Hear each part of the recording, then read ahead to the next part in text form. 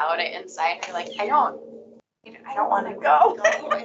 Not that I don't want to see them, but I don't want to go out and like go through all of the steps it takes to go out. Yeah. It creates anxiety for some reason. I don't know why. And then when it cancels, I'm like, oh, that's too bad.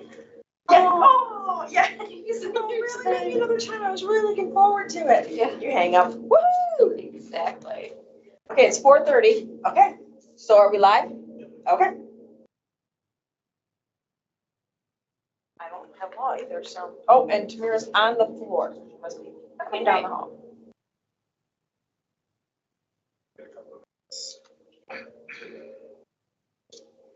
Hello. There she is. Okay. I text you. Oh, I'm sorry. No, My you're phone okay. is in the office. I'm sorry. I just started going, oh, wait a minute, it was last week, right? That she was gone? Is it this week too? Yeah. Okay, so we are live. All right, let's call this meeting on Equity, Diversity, and Inclusion Committee to order. Let the record reflect that all committee members are present. Looking for a motion for the May 8th minutes. I move to accept the May 8th minutes as presented. Any questions or comments? I have a quick comment. I asked, who was it? I wasn't here when Amber Oh, was here, so you yeah, have to okay. kind of refresh my memory. Yeah, no, it's in there, so it's not, I'm not gonna change anything. I just recall I asked for a memo about that stuff, and I just wonder if we heard anything about it. But they're not here either, so. We can talk about it later. All those in favor of approving the minutes as presented, say aye. Aye. Aye. Passes unanimously. Public comment on our items today. I see you're the only person from the public. Do you want to say your public comment now? So yeah, I kind of brought it up at council the other night, but I think. Can I get your name for the record? 'Cause Oh it's yeah, a little bit- Luna Brown. Thank you. I think if we're discussing flags to display, I think it would be nice to see the Disability Pride flag displayed through the month of July, which is Disability Pride Month. It hasn't been around real long, so not a lot of people are real familiar with it. The Disability Pride Month started in 2015 on the 25th anniversary of the passing of the ADA, which itself was a response to a mass sit-in by mostly people with physical disabilities in government buildings, which they occupied the buildings, and since their disabilities prevented them from being removed by police easily, they basically froze like everything in that building until the government like approved passing the ADA, which gave people with disabilities rights in America. That was only in 1990. And again, we've only had Disability Pride Month for 9 years now.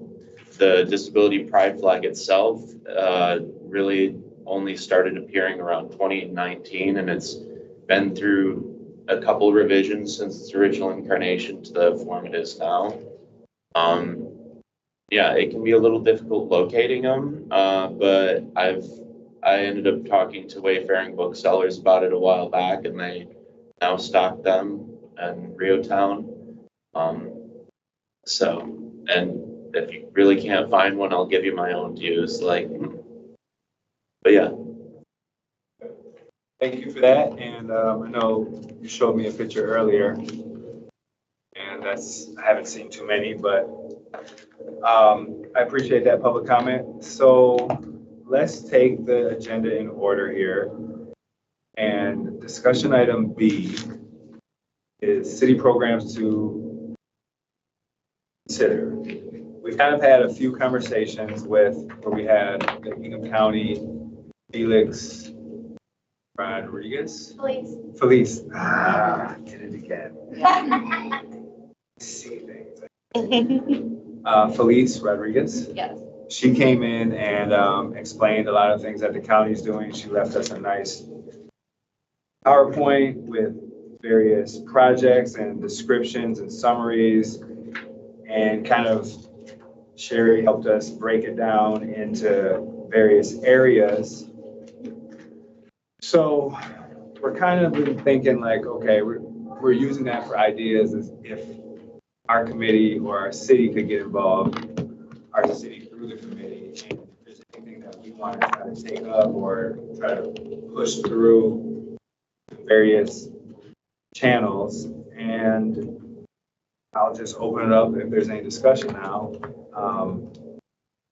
Because I will say I did look through and I did steal your thunder. You saw a lot of things that the city already does, but any comments right now? No, there is a lot that the city currently does, but there's also smaller silo organizations that also partake in what was drafted. So for me, I was thinking along the lines of how we can merge, if possible, some of these duplicate resources or entities, or even if we can't combine, possibly educate and share and have a platform for that. Because what I'm hearing from different associations is that the lack of knowledge in how to attain the resources and making it where it's more inclusive, where it's not just through the computer system, but also some that like the handheld paper format of trying to get different resources and be educated on it. Thank you.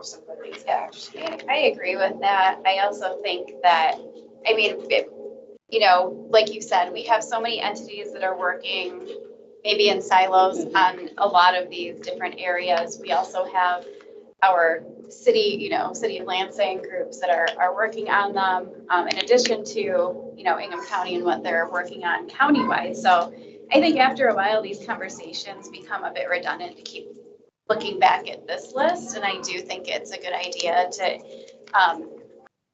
share information. There's no need to reinvent the wheel or duplicate services or take on a charge that someone else is already working on. I think it's a good idea to see how we could partner or be supportive of, or again, just share information on what other groups are working on, so that everyone in the community has an understanding of what is available to them. And just for, if anybody's listening or watching, I'll just kind of list some of the different areas that we're talking about when it comes to equity, diversity, inclusion, including health policies, different trainings that happen with staff and departments, equal opportunity with bidding, vendors, hiring. There's different activities and days like Multicultural Day. There's unity, the community that the county has. Then it's Racial Equity Task Force. There's something interesting that I just wanted to comment on that I noticed that the county is doing is criminal justice reform. And I mean, historically, it's been nearly impossible to track different like demographics of defendants or desperate outcomes when it comes to like demographics of who gets sentenced further and longer. And it's interesting that Ingham County is trying to do that now. It looks like they're trying to get some people together to study that, but we know for all the studies that did happen that there is basically racial disparities throughout the criminal justice system. So it's just another interesting thing, like we're going to study all this to learn that there's disparities. So I'll just offer to save people money, and there's plenty of research out there that's been done even by Lansing State Journal already a couple years ago. So go ahead and study it away, but it's just a comment I wanted to make. There's BIPOC business events and community outreach also at things. So any other comments? No, I have no other comments. I have a question. For clarity purposes, like Councilmember Pellegrino had made a comment to keep bringing this stuff back. I had taken, not to bring it back, but I had taken this and then made it the spreadsheet as a possible way for you guys to look at it, to take care of possibly agencies that are already doing it. And I had made that column of HRCS program and policy. So did you want me to possibly whittle this list down by sending this to HRCS and say, tell me, are you already doing this? And then that might take this whole list down to one page. Right. And then if we find out that other agencies or entities, like you said, are doing it, we can narrow it down again. And then that might lead more towards the report that the committee had talked about earlier, where, okay, now we know that this group and this group and this group and this group is doing it. And it sounds like you want to find a central, let's work together. Yes. And if I'm thinking maybe if I get HRCS to tell me what they're already doing, that would kind of narrow it down. You know, Sherry, that's a great idea. So, Let me do that because I don't want this presentation and all this to kind of, you know, yeah. Sure. be overwhelming, but it'll give you more of a focus if we already know, okay, this isn't being done or it's only being done by the county. We need to collaborate with them.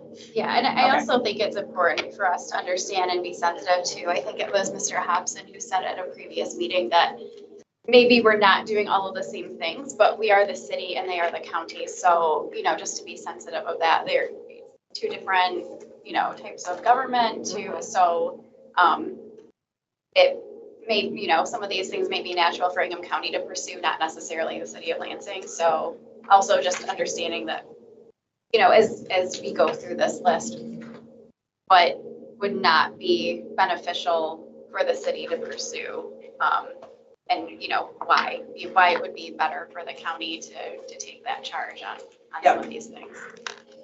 Yeah, and I mean, that was kind of obvious to me too when I did the spreadsheet, like community outreach, they were doing animal control. That's a county. Yeah. So you're not gonna do that, you know, that kind of stuff, 911, county sheriff. So yeah, register of deeds. So that's gonna take a lot of stuff off, but yes, okay. And I guess, Sherry, I'm not 100% sure if this is even feasible, but when HRCS brings that information back, if there's already a relationship or a point of contact, that would be helpful too. Okay. And then that way, bridge off of that. Perfect. Any other comments on discussion item B for now? Thanks, Sherry, for helping us, you know, guide our thoughts. Item C is titled flags, and it is just a discussion point because we needed, I feel like, to have a place for this discussion. And what better place than our committee? Because our committee members are not afraid of anything. That's right.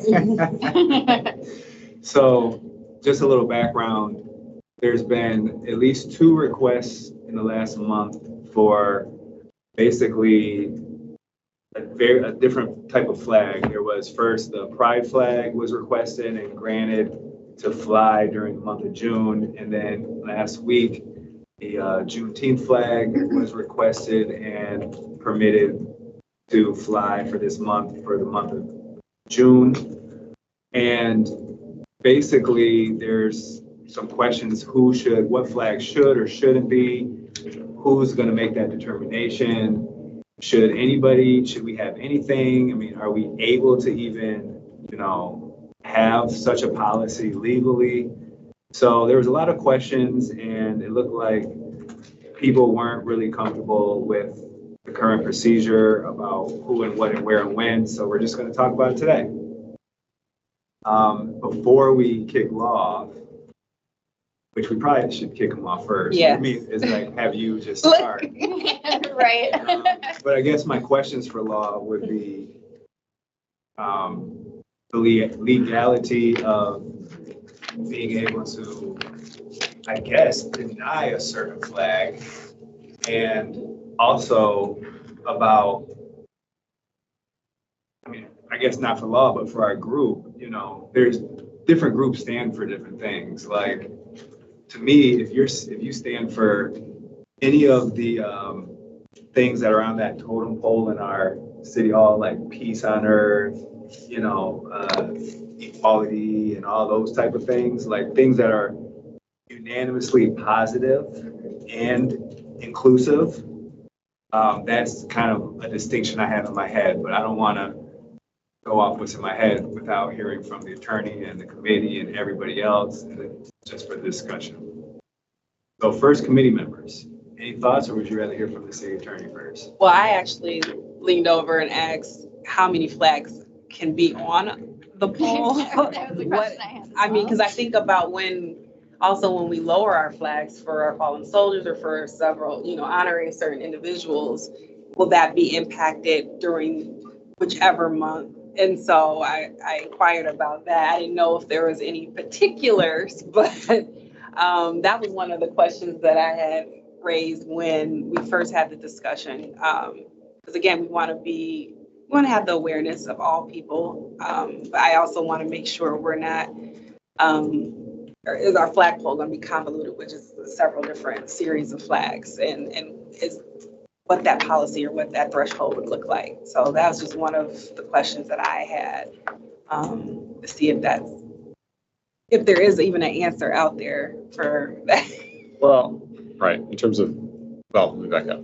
If we're talking about flags and what happens at half-mast, there are flag code requirements regarding the United States flag, where it can be, where it can't be, all that kind of stuff. I think the state has similar requirements at state law. There is no, as far as I'm aware, there's no ordinance or resolution or law regarding the city's flag. That's something I guess you guys can look at if you want to. But I will say, just from a basic, like, physical requirements of space standpoint, I don't think you can fit. Maybe you can get one more, but if you get one more on there, you can't go half-mast without that one being on the ground. And then at that point, are you really honoring the thing you're trying to honor? Okay, so there's and this is not my space at all to enter into, but if you're going to have more than 3 flags on a regular basis, and certainly if you're going to have more than 4 flags on a regular basis, you and the mayor and probably the public service director need to have a conversation about, do we need more than 1 flagpole? Or is it possible to modify? I mean, I just know this from looking online, because flags is an agenda item. There are ways to modify and have, you can essentially have 2 flag lines running up a single pole. It's like a double masted. I don't know if that one can be modified to accommodate this, but such things exist in the world. Okay, so I will, that at least answers the physical question. I think if we were to put the US flag at half-mast right now, at least by my spatial math, all the flags are still off the ground, and that's okay. The only thing that we potentially get into trouble is if the US flag for some reason has to be so close to the ground that it's going to be touching the ground, and the state flag as well. I don't think we'll ever be in that position, but all the same, I mean, yeah, you'll have to look at potentially having a second flagpole. So that's at least the physical requirements of flags, and I'll stop there to see if you guys have any other questions before at least answering. I have your question down regarding denying flags, but I don't want to jump too far out of line. So the 2 flags that Councilman Jackson mentioned that have been approved recently, I mean, we've done that through resolution during council meetings, and that's how they've been approved. In the past, can you tell me, or do you have any information on how that process has gone? Have they always taken these steps? And I will say, from review, I don't know that we have ever really had a flying other flags circumstance. okay, I could not find resolutions that talked about flying other flags. I couldn't find ordinances that talked about flying flags. And in asking around, I don't know. I mean, actually, Ms. Boak may have memory. She's been here longer than I have. Do you know that this has ever even come up before? I don't think that it has. I don't think it's ever come up before, but I just wrote something down about, like, when we did you just mentioned it, the peace poll in the lobby. We had the peace poll done in the Sure. lobby, but I don't think that came through No. a resolution, or if it was an actual, just, we want to have a special event and then we're going to just leave this here. Yeah. After we, we're going to, release it and have this big event in the plaza, and then they just left it here. So that's really the only thing I can ever remember in that area. Yeah. I don't know what's happened at park properties. I don't know if they've ever got requests to fly, a team's flag or Michigan State or any of that kind of stuff. If there's a practice there, if they've just, okay. I attempt to do some research. The other evening, at our city council meeting, it was mentioned that the city of Ann Arbor has flown, the Juneteenth flag, and so they referenced several cities and counties that had, approved that flag in the past. And so I jumped on Ann Arbor's website to see if I could find an ordinance or protocol or anything in writing that would speak to how they're, how they make that decision. And I did not find anything. So, Sure. So I'll answer the question that was posed initially. What is the legality of denying a certain flag if somebody comes forward and says, I want this flag flown, and the city says, no, thanks? There's nothing that is legal. As long as, so there's a sort of a, right, all right, sorry. This is an area of changing law, which is why when Adam asked the question, when Council Vice President Hussein asked the question at council on Monday, I said, I need to get back to you because, and I won't necessarily give the full answer right now, but I'll just say that this is an area of changing law. For a very long time, there is a type of speech that has been recognized by the courts and by the Supreme Court of the United States called government speech. And that's when government is saying something. Government is allowed to say stuff, right? Council can pass a resolution saying, we want this thing to happen. We encourage the state to pass this law. You can do that. That's protected speech. It's government speech. Similarly, when the government puts up signs or posters or flags or things that the government is saying, this is ours, we are endorsing this, we are saying this, that's a protected type of speech. If somebody comes and complains, I don't like that flag, they can't sue the government and say, take down that flag, I don't like it. If the government is saying, this is our flag, we are adopting this flag for some messaging purpose. Fine. Now, there are many different cities around the country that have methods and ways of putting up flags or letting other people come and put up flags. And that has been generally recognized as being okay. And to some extent, those cities can say, we like this flag, we don't like that flag. The problem comes in, and I'll get to the case, there's a quintessential case right now, Shurtleff versus City of Boston. And this is from 2022, I think, United States Supreme Court, and other cities and other states have been sort of trying to get cases up to the Supreme Court to push in other directions about this as well. The problem there was that Boston has 3 flagpoles, and one of the flagpoles has just the flag of the city of Boston. And on special occasions, Boston or Austin? Boston, with a B, Boston. Okay.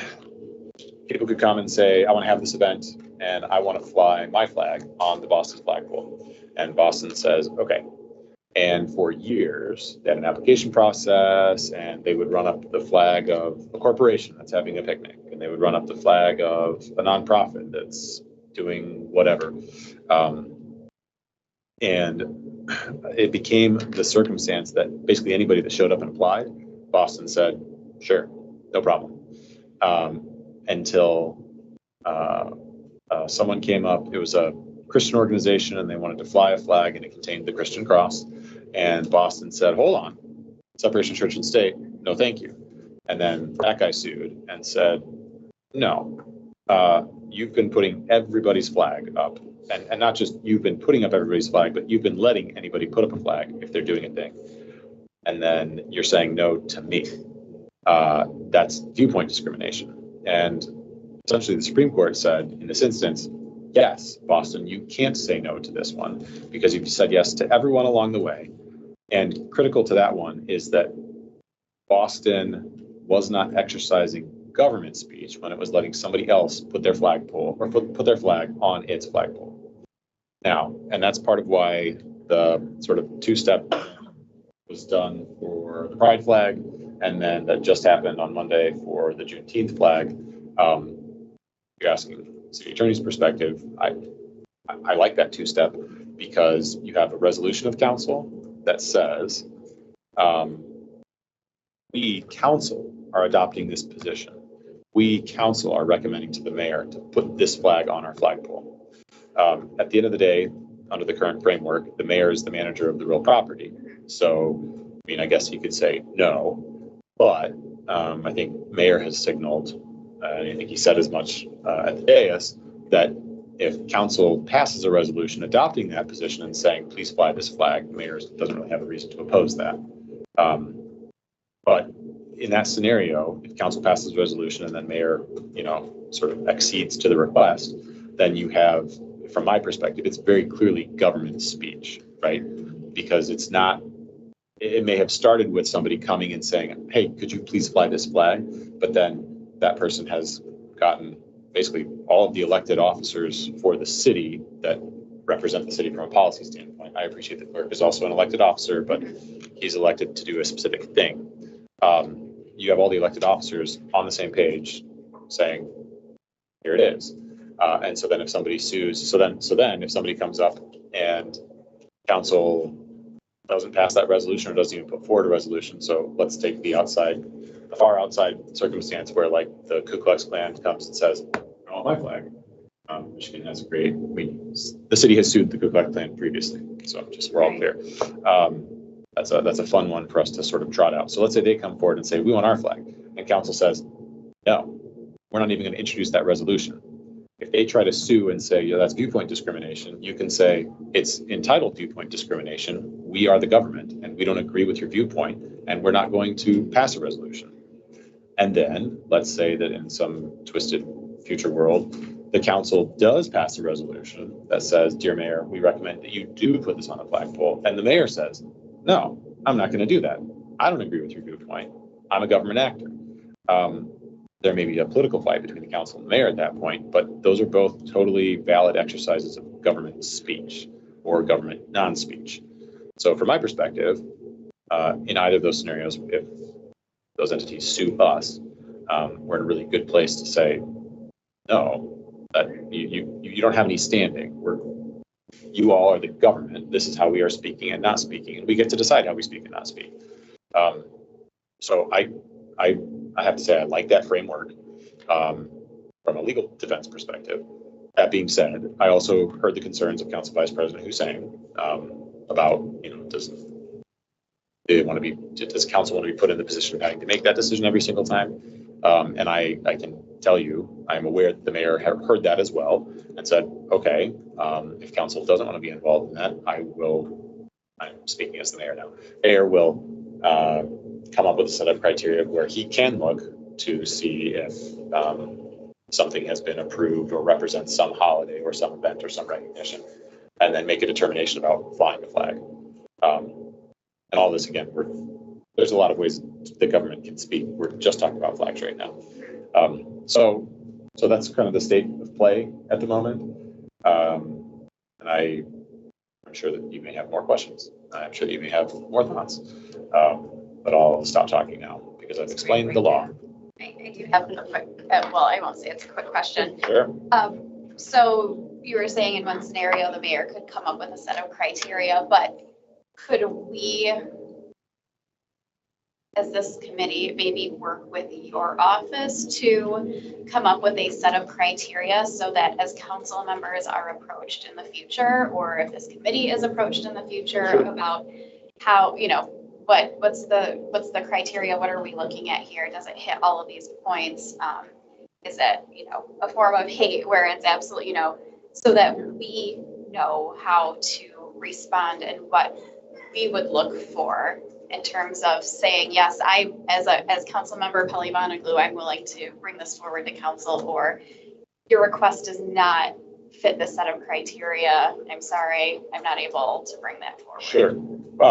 Yes, we can absolutely do that. And our office can certainly do that with you, with the committee, or whatever permutations are desired. I will say, government speech is interesting because if you set a policy like that, and if you want that to be sort of a threshold as an indicator, I would still recommend that the policy not be so hard and fast that you cannot say no at the end of the process, right? Because at the end of the day, if it's going to be a policy for council to take action, to pass a resolution, for example, in support of this specific flag or this specific recognition, even with a policy, you cannot bind yourselves or others on the council to vote a certain way. Correct. So it would be, but you could you could have a document that says, essentially, you can pass a resolution that says, council will consider flags for the following things. We consider the following things when we make our considerations, you know, come ask or don't ask or whatever. Yeah, you can have you can absolutely pass a resolution that has that kind of language in it, just with the understanding that that will not bind you in the future to vote a certain way. And I would make sure that it not bind you in a future way, because I don't want to be in a situation where you don't want to do it because somebody found, because, you know, some people love to find the loophole and then say, now you have to support my flag. And you're like, well, I don't like that. Turns out you're still racist. And so that's what we've got to be careful about in adopting a policy like that. Okay. Thank you for that. A lot to think about. I do like the idea that it's legal. Yes. If the city does it, Yes. I was kind of worried First Amendment and, you know, not being Yeah, able to say no. exactly. It is interesting because, and, you know, Councilmember Hussein asked the question, you know, is that right that if we let one, we have to let all? And the answer is like, not exactly, but sometimes, because the preeminent case on the topic right now is where that's exactly what happened, where they let them in. But the difference is you have to adopt it as this isn't me letting you fly your flag on my flagpole. This is us as the government saying, this is our flag for this month. This is our flag for this day. So I would be interested in, let me know, committee members, if we keep this on the agenda for July 10th to maybe see, work on and have like a draft policy with criteria, not policy, recommendation, guidelines that are Not binding. exactly. And go ahead. And in the meantime, what it is currently, which might be all like we want it to stay, it sounds like there has to be somebody that's very interested in the public or a council person, and that public person has to get with the council person who would have to draft and bring a resolution and have everybody vote on it. So until or if something changes, that's what it is now, because our next meeting's in July and I don't want to, you know, miss anything. So maybe we can open it up for last minute comments and leave it at that. My only other comment is that I agree with what you just said, and then I would also be interested in knowing if we could have a second flagpole so that we don't run into some of the issues that Councilwoman Carter brought up a few moments ago about space and you know, when we have to lower the United States flag and things like that. I'm just trying to think if there's any other poles on the property, but the plaza is obviously the most visible and cool place. I don't want to have like a second, you know, off in Hope Soccer Complex. Right. All Right. right. No, I'm not opposed to that. I think that's great. That way we can kind of filter out what that would look like. I also would be curious to know if we remove council, just thinking about Vice President Sain's point, Sure. just so we have both options. If we remove council, what would that process look like for just the administration office if the mayor wanted to take on? Right. So, right. I mean, I specifically asked the mayor, I said, this is going to come up. I would like to be able to talk about this with them. And he said, yes, please do. So he has already started to formulate an idea of what that would look like on his end to have some kind of policy. And I'll just tell you, because it's in there, he would be looking to other governmental bodies who have adopted or recognized either a day or a month or something like that as sort of an initial framework to look at, to maybe pick a flag to put on the flagpole. If somebody comes and says, hey, I want this flagpole, and then he can adopt that and say, this is government speech. And I've explained to him as well, the importance of it being like, this has to be government speech. It can't just be Blue Cross Blue Shield came and said, hey, can I put this on your flagpole? And the mayor says, sure, have at. It's got to be that the mayor says, you know, I don't know, August 13th is Blue Cross Blue Shield Day and I adopt the flag for, I mean, this, I'm picking an insane scenario, but you get where I'm going with this. So that's a framework that can work as well. But I have encouraged and the mayor independently wants to have still some external criteria to look at that isn't just, this is how I'm feeling today. And that's gonna be safer overall. So that could work also. And for what it's worth, I encourage you all to talk to the mayor also about how the interplay between the council and the mayor can go with that. We would invite a representative at our next meeting. Sure. Who also share what they come up with. That would And be then we great. can like all talk about it together and again, like I mentioned at the beginning, I'll be aiming towards peaceful inclusivity and all that stuff. Yeah. And I'm sure he would too. Yeah, I will make a request because you referenced, next meeting, if there can be some kind of template or possibly a draft document, it would be very helpful for me if you have words that you want for, because I can't make your policy. I can put it into a resolution that expresses what you want, but I don't know exactly what you want and I don't want to guess and get it wrong. So if you all can send them to me, whatever words and ideas you have. And once again, I encourage you not to email with each other about it, but to send your communications to me. And then I can compile those, and it may not be me at the next meeting, but someone from my office will be here to at least present that and have a discussion. Right. Anything else for this topic? Seeing none, anything to bring up for the committee before we adjourn? Seeing none, we are adjourned. 5:06. I would just recommend like my recommendation would be avoid any flag